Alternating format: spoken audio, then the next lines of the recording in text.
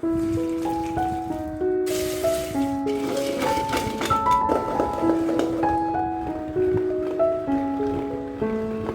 Friends, அனைவருக்கும் வணக்கம்.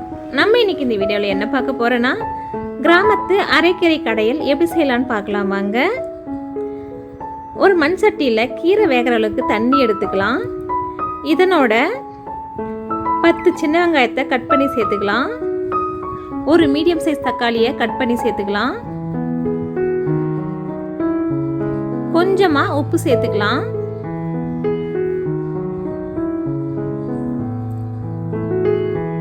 இதை மூடி போட்டு வேக விட்டுடலாம்.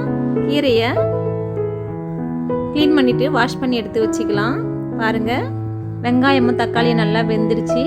இப்போ கீரையை நம்ம சேர்த்துக்கலாம். கீரை சேர்த்ததும் மூடி போடக்கூடாது. மூடி போடாமல் தான் கீரையை வேக வைக்கணும். அரைக்கீரைன்னு இல்லை, எந்த கீரையாக இருந்தாலும் கீரை சேர்த்ததும் மூடி போடாமல் வேக வைங்க.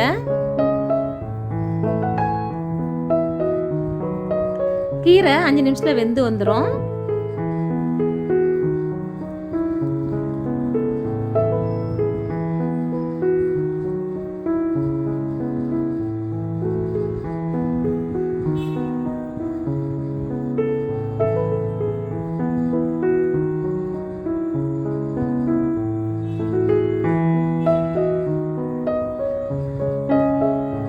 அவ்வளோதான், கீரை வெந்துருச்சு. கேஸ் ஆஃப் பண்ணிடலாம். இப்போ கொஞ்சமாக புளி சேர்த்துக்கலாம்.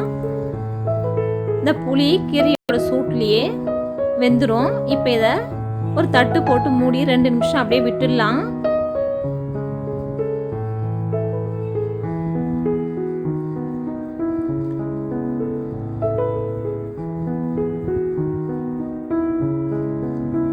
பாருங்க, புளி வெந்துருச்சு. இப்போ நம்ம தாளிப்பு ஒன்று ரெடி பண்ணணும். அதுக்கு ஒரு தாளிப்பு கரண்டியில் 3 டீஸ்பூன் எண்ணெய் சூடு பண்ணிக்கின்னு அதில் 1 டீஸ்பூன் கடுகு போட்டு நல்லா பொரிய விட்டுடலாம். கடுகு பொரிஞ்சு வந்ததும் 10லேருந்து 15 பூண்டு பல்லை நச்சு சேர்த்துக்கலாம். பூண்டு நல்லா பொன்னிறமாக வெந்து வரணும். அது வரைக்கும் பூண்டை நல்லா வேக விடுங்க.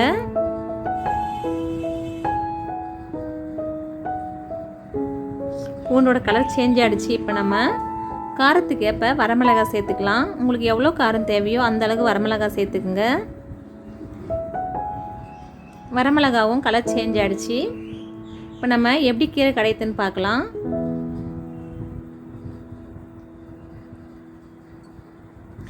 இதை கீரை கடையிற சட்டியில் ட்ரான்ஸ்ஃபர் பண்ணிடலாம். இது கல் சட்டி கிடையாது, இது 2 in 1 சட்டி. அதாவது கீரையும் கடைஞ்சிக்கலாம், அதே டைமில் குழம்பும் வச்சுக்கலாம்.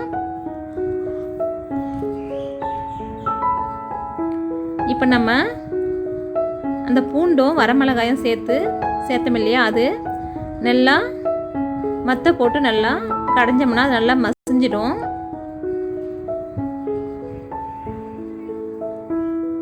பாருங்க, நல்லா மசிஞ்சிருச்சு. இப்போ நம்ம கீரையை சேர்த்துக்கலாம்.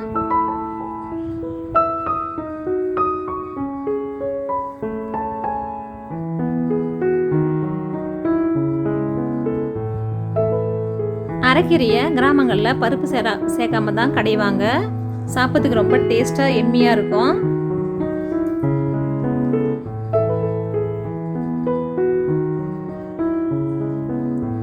உப்பு சேர்த்துக்கலாம். கல்லுப்பு சேர்த்து கடைங்க.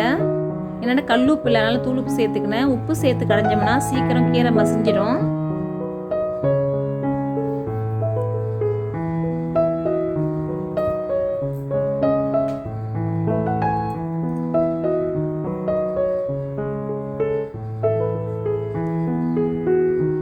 நீங்களும் இந்த மெத்தடில் கீரை கடைஞ்சி சாப்பிடுங்க. சாப்பிட்டுட்டு கமெண்ட் பண்ணுங்கள் எப்படி இருந்ததுன்னு.